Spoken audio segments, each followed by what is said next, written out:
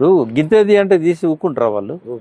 Diaphragm, ఇది మా diaphragm వాళ్ళు కాదు, ఇది ఆప్రాన్ ఉంటుంది కింద, సిమెంట్ దిమ్మె ఇక్కడి నుంచి అక్కడ దాకా ఉంటుంది కదా, ప్యారలల్గా ఉంటాయి కదా ఇటు సైడ్ అటు సైడ్.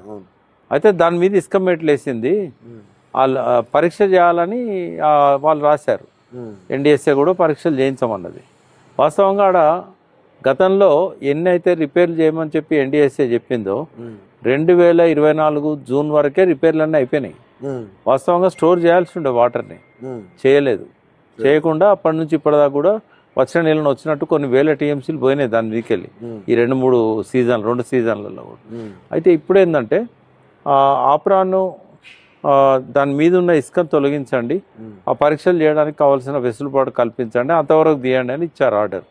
బట్ అక్కడ ఈ గారు కానీ, ఎస్సీ గారు కానీ, సిఈ గారు కానీ వాళ్ళు అందరితో ఆపుతారా? ఎందుకంటే ఇసుక మాఫియా అక్కడున్న మంత్రులు, అక్కడున్న ఎమ్మెల్యేలు వీళ్ళందరితోని ఒత్తిడి తీసుకొచ్చి వాళ్ళు ఇష్టం వచ్చినట్టుగా యథేచ్ఛగా కొడతారు.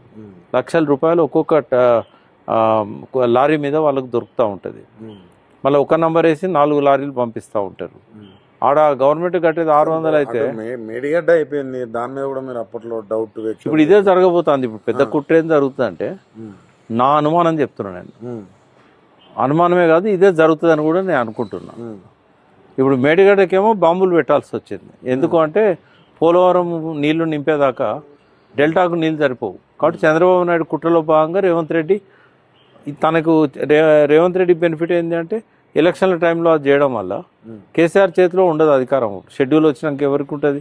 అక్టోబర్ 9 షెడ్యూల్ వచ్చింది, అక్టోబర్ 21 బ్లాస్ట్ అయింది. ఎన్నికల షెడ్యూల్ వచ్చినాక రెవెన్యూ కానీ, కలెక్టర్ కానీ, పోలీస్ కానీ కేసీఆర్ చేతిలో ఉండరు, సీఎం చేతిలో, ఎలక్షన్ కమిషన్ చేతిలో ఉంటారు. అందుకే వాళ్ళు విధ్వంసక చర్య అని చెప్పి ఎఫ్ఐఆర్ నమోదైనాక అక్టోబర్ 21 రాత్రి అంటే 22 మార్నింగ్ రిజిస్టర్ చేశారు. నవంబర్ 30కి ఎన్నికలు జరిగినాయి. అంటే 40 రోజుల పాటు ఆ ఎఫ్ఐఆర్ మీద అసలు పట్టించుకున్న వాళ్ళు లేరు. సీఎం కేసీఆరే డిసెంబర్ 3 దాకా, కానీ ఆయన చేతిలో లేరు వీళ్ళు, కలెక్టర్ లేడు, అధికారులు లేరు. కాబట్టి ఎఫ్ఐఆర్ని అట్లే పెట్టారు. ఎఫ్ఐఆర్లో క్లియర్గా ఉంది విధ్వంసక చర్య అని. నేను కల్పించింది కాదు, నేనే మొదటి వ్యక్తిని అది బ్లాస్ట్ అని చెప్పింది. బట్ నేను కల్పించి చెప్పాలి, ఎఫ్ఐఆర్ ఉన్నదే చెప్పిన నేను. ఆ ఎఫ్ఐఆర్ ఈ రోజు వరకు ఎవడు దుమ్ము దులపలేదు. తర్వాత కాలంలో ఒక 4 నెలల కింద మానేరు మీద 2 బ్యారేజీలు బ్లాస్ట్ చేశారు. ముందు ఏమన్నారు శ్రీధర్ బాబు గారు కానీ, తర్వాత ఆయన విజయరమణారావు పెద్దపల్లి ఎమ్మెల్యే కానీ, ఈ నాసిరకమైంది కట్టినని కేసీఆర్ మీద దోశారు. మేడిగడ్డది కూడా కేసీఆర్ మీద దోశారు. బట్ లాభం వాళ్లకు, నష్టమేమో కేసీఆర్కి.